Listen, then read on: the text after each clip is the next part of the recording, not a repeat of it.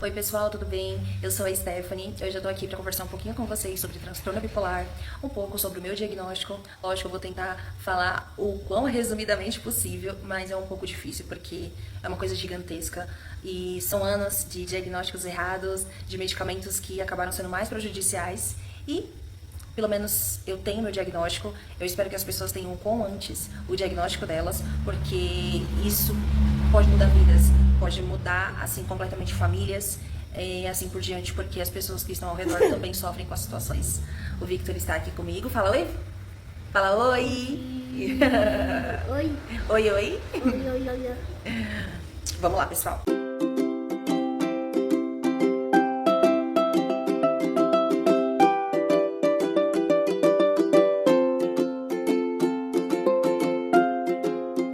Eu tenho praticamente todos os sintomas e todas as características. Eu entro até mesmo em quadro assim maníaco, que a gente coloca dentro do transtorno afetivo bipolar. O meu é tipo 1, por conta de ter esses estados de mania e ao mesmo tempo estados depressivos assim, com quedas absurdas, sabe? É complicado explicar, porque assim, em si a depressão, ela é aquela coisa de você sente seu mundo cair, você não sente nada. Você tá em cima de uma cama como se você tivesse cansado de uma forma que você trabalhou em 2, 3 empregos no mesmo dia, que você subiu um monte, sabe? Dói sua perna, dói seu braço, dói suas costas, dói sua coluna, dói tudo em você. E muitas das vezes você não sabe o que fazer, você se sente inútil. Aí entra aquele outro lado, né, de eu não consigo fazer isso, vai trazer consequências pra você. Pelo menos naquele primeiro momento, por exemplo, se você tá no emprego, que você pode perder o emprego, ou se você tá desempregado, que assim você precisa de um emprego, ou que você tem que correr atrás, ou que você tem que fazer pela sua família, ou que você tem que fazer por todo mundo. E aí passa dessa depressão, que é um buraco obscuro, para um quadro de mania, um quadro de euforia. É como se você estivesse extremamente feliz, a ponto assim de, nossa, ganhei na Mega Sena. É uma felicidade assim, às vezes de coisas simples num dia só, uma coisa incrível. E de repente você já entra num outro estado. E assim, não é como as pessoas dizem, né, que é aquela coisa, até que a gente comenta, você é bipolar, cada hora tá mudando de ideia, né? Não é isso. Quem dera se fosse só isso, né? Pelo contrário, é muito maior. É muito mais obscuro, é muito mais difícil do que a gente imagina e que faz todo sentido para quem passa, né, pela situação. Então, assim, você desestabiliza, você entra em um estado de irritação muito grande e aquilo ali faz você começar a entrar desde o estado da mania, que é esse estado de euforia, que é o estado de eu vou, eu faço, que você começa a ter diversos tipos de ideia, começa a colocar no papel. Eu já tive várias situações de pegar, assim, papéis que eu tinha feito, de planos, planejamento, planner semanal, o que eu quero cortar da minha vida, como é que vai ser minha semana, minha rotina, que eu vou acordar tal horário, dormir tal horário, e vai ser assim, vai ser assado. E aí, chega naquela mesma semana, eu tenho um surto e eu rasgo todos aqueles papéis e jogo no lixo. Tipo assim, coisas que eu demorei 5, 6 horas fazendo, entendeu? E eu já me livrei de vários tipos de coisa. Eu dou toda hora roupa, eu me livro das coisas o tempo todo. E ou eu guardo tudo, eu mudo as coisas de lugar o tempo todo. E aquilo começa, quando você começa a ver, começa a se tornar obsessivo na sua vida, aquilo dali. E é uma batalha constante que você tem, porque na sua cabeça aquilo ali não... Eu também tenho um estado também perfeccionista, né? Então vamos dizer que seja um ali pelo outro. Mas é muito complicado no dia a dia. E aí também entra um outro lado que eu tenho, que é o lado consumista. Então eu sempre tive muito isso. Ia lá, gastava mesmo, ainda mais se estava na empolgação. Se estava relacionado à bebida, drogas em si, só piorava a situação. Então, hoje eu tenho consciência, né, que eu preciso de suporte até pra isso. Eu preciso de suporte, sim, pra conseguir. Eu começo a fazer compulsivamente, sabe, a mesma coisa ali. E tudo se torna pior. É esse que é o problema. Então, assim, é como quando você tá no seu estado de mania, que é tudo muito feliz, tudo muito legal, da hora. É máximo, é muito bom. Só que depois a queda, quanto mais feliz você tá, você sabe que pior vai ser a queda. E aí entramos também na dificuldade de dormir. Então, sempre tive dificuldade com sono. todas aquelas coisas assim de ou eu acordo durante a noite e não durmo mais, ou eu vou dormir tarde. Então acabei tendo um costume de vida também muito errado nessa parte. Mas isso foi uma coisa que influenciou muito pra mim e acaba influenciando até hoje. E isso faz com que eu não tenha rotina no meu dia, e eu não tenho rotina no meu dia, piora a situação e vai de mal a pior. E também, vindo das atitudes que eu tenho de impulso, vem aquela coisa de eu começo e não termino. Então, eu durante toda a minha vida, seja com curso, com trabalho, com compromissos assim que eu tenho, não seja compromissos sérios, né? Que eu também sempre tive aquele outro lado de ser pontual, tal, mas às vezes eu nem queria ir e eu ia à força. E tem muito isso, né? Teve muitas coisas, muita coisa. Eu começo a desenhar, eu não termino. Até hoje, eu acho que eu não consegui ler um livro até o final. Sempre falta 15 páginas, assim, por exemplo, 20 páginas. E eu não consigo terminar. É uma coisa, assim, impressionante. Mas é uma realidade, né? Que realmente acontece e pelo menos sempre aconteceu comigo. E começou a chegar um ponto da minha vida que eu comecei a olhar e pensar, não, tem alguma coisa de errado? Em últimos pontos, assim, colocando, por exemplo, parte de personalidade e tudo. Eu sempre fui uma pessoa que falou demais. Então, realmente, sempre quando eu tava nesses momentos de euforia, eu ia lá, fazia tudo. Nossa, sabe, passava uma puta de uma maquiagem, colocava uma puta de uma roupa bonita, ia mesmo, tava nem aí, vamos, tava nem aí com nada, tava nem... Naquele momento eu não tava nem aí com a vida, não tava nem aí com nada, sabe, realmente um apagão, assim. E eu ia viver... E só que não era só aquele viver, né? Não era só aquele sentir. Era acabava sendo muito maior que aquilo dali. E o quanto que me prejudicou em várias outras situações. E isso também desencadeou todos os outros lados, com bebidas, com drogas, que foi de vários estilos que eu tive.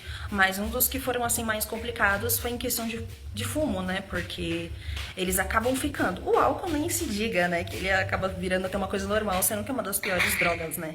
Que a gente já viu. Mas sempre tive um consumo muito grande com isso, ia lá, bebia demais e depois não queria mais. E eu estava sempre assim, sabe? É uma constante mudança que não tem como explicar, né? Mas esses estados realmente de euforia e quando entrava em mania. Então, de eu acreditar numa coisa, eu entrar numa coisa, eu entrar, me fixar naquilo dali, não tirar mais da cabeça.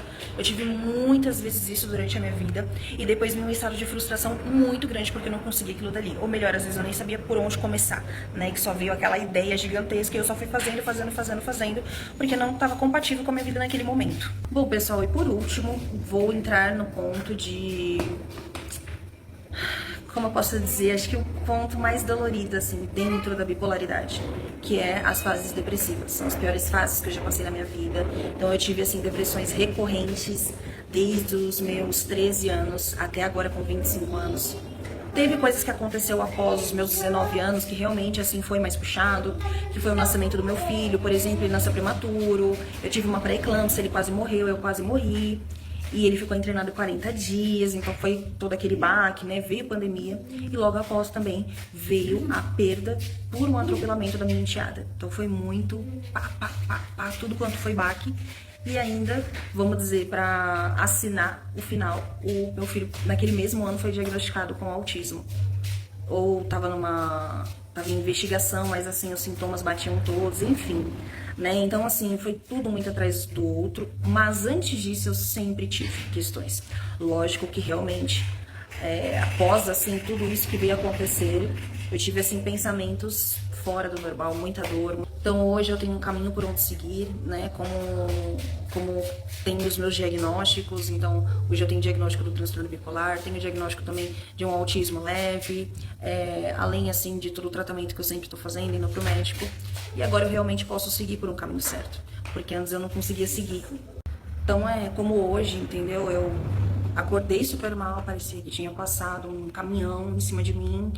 E fiz o possível, porque meu filho acorda muito cedo, 6 horas da manhã, então vamos lá, vamos preparar o café, vamos tentar novamente, mas assim, pra fazer a comida hoje foi difícil, pra levantar da cama foi difícil, é uma procrastinação assim, intensa, né, e aí lógico vem aquele sentimento de culpa, aquele sentimento de, putz, por que eu sou assim, por que eu tô fazendo isso, eu não deveria estar fazendo isso, e assim por diante, que é o, vamos dizer, o mais difícil. Mas em si, sobre a depressão, né, eu cheguei num dos pontos mais profundos. Eu tentei autoextermínio 2 vezes, né, em todo esse processo aí, desses, que eu posso dizer, de pelo menos 5 anos pra cá, que foi um dos pontos em qual assim, tudo, né? Tudo piorou. Então, do que eu tinha uma depressão, foi uma depressão pós-parto, uma depressão profunda. Após a perda da minha enteada, além de tudo, eu também tive transtorno de estresse pós-traumático. Então, assim, eu tive muitos outros problemas. A ansiedade vamos dizer que era como se fosse a fichinha, né? Aquela que todo mundo tem, né? O país mais ansioso do mundo, ok. Mas não é assim que funciona. E eu tomei diversos tipos de medicamento, que lógico, acabaram atrasando o meu lado. Lógico que a gente sabe que a gente às vezes não tem profissionais preparados. Eu passei por diversos profissionais, eu passei por diversos psiquiatras até hoje. Fiz acompanhamento pelo CAPS quando eu era mais jovem, enfim. Entendeu? Eu tenho aí uma longa data e mesmo assim foi todos esses anos de muito sofrimento. E quase que eu não chego aqui pra contar a história, né? E graças a Deus eu estou aqui pra contar essa história. E tem meu filho, tem todo mundo ao meu redor, minha família, pessoas que estão junto comigo.